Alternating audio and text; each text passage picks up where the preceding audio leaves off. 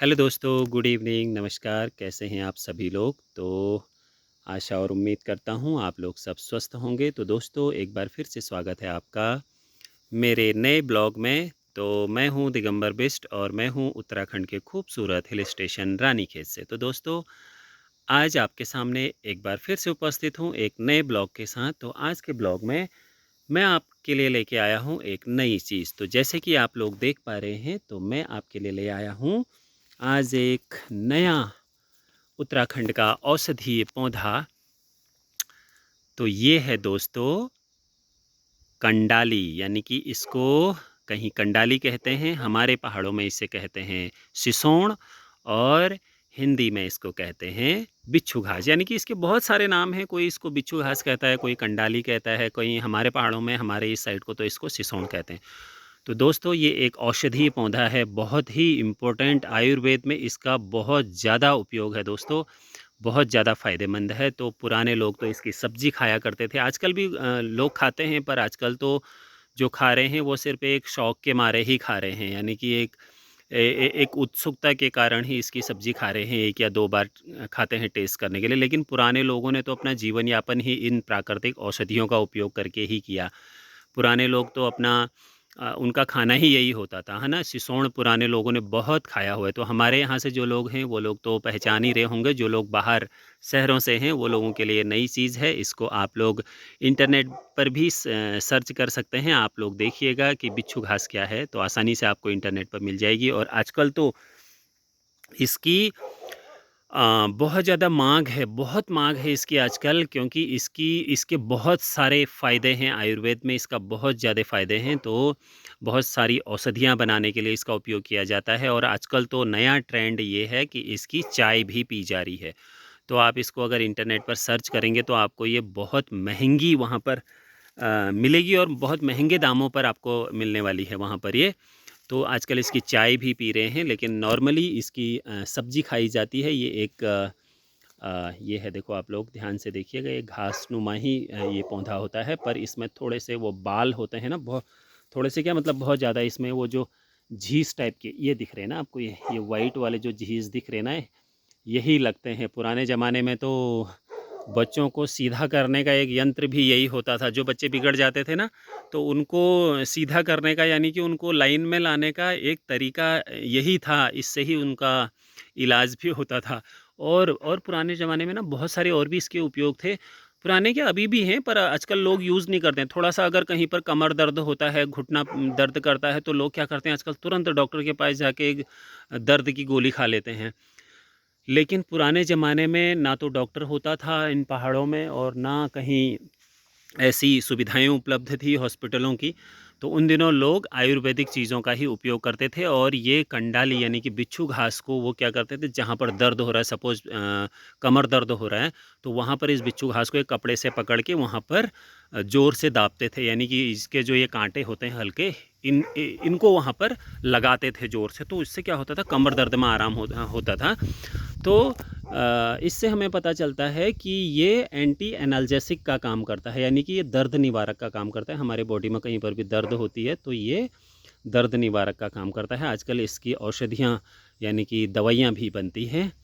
तो इसके और भी बहुत ज़्यादा फ़ायदे हैं। जैसे इसकी हम सब्ज़ी खाते हैं ना, तो इसमें आयरन बहुत अच्छी मात्रा में इससे आयरन मिलता है, और इसमें फ़ाइबर भरपूर मात्रा में होता है। और भी इसमें बहुत ज़्यादा, बहुत सारी औषधीय गुण होते हैं, जो हमारे डाइट के लिए जो ज़रूरी होते हैं, जो पोषक तत्व, यानी कि जो न्यूट्रिएंट्स की हमको ज़रूरत होती है, इसमें बहुत सारे न्यूट्रिएंट्स पाए जाते हैं। आप लोग जानते भी होंगे, और जो लोग नहीं जानते होंगे तो मैं बता दूं, ये हमारे शरीर के लिए रामबाण का काम करता है। ये बहुत सारी दवाइयों में काम करता है। इसकी जड़ भी काम आती है, इसके पत्ते भी काम आते हैं, इसके जो डंठल है इसका, वो भी काम आता है। इसकी जो सब्ज़ी होती है, सब्ज़ी इसको बनाना थोड़ा-सा मुश्किल ये होता है कि क्योंकि इसमें ये लगता बहुत जल्दी है। यानी कि इसके जो काँटे होते हैं वो बहुत जल्दी हाथ में लग जाते हैं, मतलब छूने मात्र से ही ये बहुत थोड़ा-सा पेन भी करता है, पर ये है कि थोड़ी देर बाद वो ठीक हो जाता है। तो इसको चिमटे से पकड़ के आप लोग ना इसकी अगर सब्ज़ी बनाते हैं, पिछले साल तो मैंने भी बनाई थी एक बार इसकी सब्ज़ी, एक ही बार बनाई थी।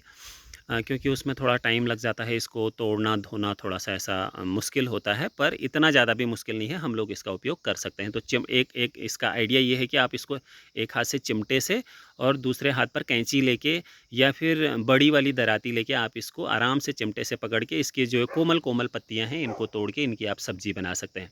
तो ऐसे इसको बाल्टी में रख दिया और धो लिया, फिर उसके बाद आप इसको आराम से जैसे ऐसे ज़्यादा काटने की, क्योंकि काट तो सकते नहीं हो उसको, बस ऐसी बिना काटे भी आप इसको धो के आप इसको सीधे पका सकते हैं। पकने के बाद इसके जो ये कांटे होते हैं ये मर जाते हैं फिर, तो फिर उसको आराम से खा सकते हैं। और पालक की तरह होती है थोड़ी थोड़ी इसकी सब्ज़ी, और बहुत ज़्यादा हमारे शरीर के लिए और पेट के लिए भी बहुत ज़्यादा फ़ायदेमंद होता है ये। हमें गैस वैस की जिसको दिक्कत होती है पेट में, जिसको अपच वगैरह की समस्या होती है ना, इंडाइजेशन की, उसमें भी बहुत ज़्यादा ये काम आता है। तो कहने का मतलब ये है कि ये कुल मिलाकर एक आयुर्वेदिक पौधा है जो हमारे शरीर के लिए, हमारे हेल्थ के लिए एक रामबाण का काम करता है। तो दोस्तों, कोशिश करना आप लोगों को, जहाँ ये होता है आप लोगों को अगर मिल पाता है तो इसकी सब्ज़ी आप ज़रूर खाना, कम से कम टेस्ट करने के लिए एक बार ज़रूर खाना।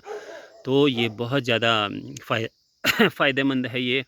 पिछले बार सुनने में आया था कि इसका ये सबसे ज़्यादा, और ये जो होता है ना, ये पानी वाले जगहों पर अपने आप उग जाता है। इसको कहीं पर बोने होने की इस टाइप का कोई मेहनत करने की भी ज़रूरत नहीं है, ये हमको नेचुरली मिलता है, किसी ने बोया थोड़ी है। ये जो बेकार की जगह है ऐसी पड़ी हुई ना, और जहाँ पर थोड़ी सीलन वाली जगह होती है, नमी वाली जगह होती है, वहाँ पर ही अपने आप ही उग जाता है। और नमी वाली जगहों में पर ये बहुत ज़्यादा होता है। तो बागेश्वर में, उत्तराखंड में मैंने सुना था कि बागेश्वर में कंडाली कहते हैं वहाँ इसको। तो इसका यानी कि वहाँ बहुत ज़्यादा मात्रा में होता है। तो पिछले बार सुनने में आया था कि वहाँ से सप्लाई हो रहा है, ये प्लेन्स की ओर सप्लाई हो रहा है, क्योंकि इसकी अभी चाय बन रही है जो वेट लॉस करने में हमारा, यानी कि वज़न घटाने के लिए, पेट कम करने के लिए और भी बहुत सारी चीज़ों के लिए काम कर रहा है। तो इसकी चाय पी रहे हैं अभी, और इसकी बाहर बड़े शहरों में इसकी बहुत ज़्यादा अच्छी खासी मांग भी है। तो दोस्तों, आप लोग पहाड़ों से, हमारे पहाड़ों से जो लोग हैं वो तो, उनको तो मिल ही जाता है इजीली कहीं पर भी। तो इसके कम से कम आप लोग सब्जी एक आध बार ज़रूर खाना। आजकल तो लोग आजकल खाते ही नहीं है अभी, है ना, पुराने लोग तो तब भी खाते हैं अभी। तो इसका उपयोग हमको करना चाहिए, और ये हमारे हेल्थ के लिए बहुत ज़्यादा बेनिफिशियल है। तो मैंने कहा भाई, इतने आसानी से यहाँ अवेलेबल हो जाता है, दिख जाता है, तो हमारे दोस्तों को एक बार इसके बारे में बता दिया जाए।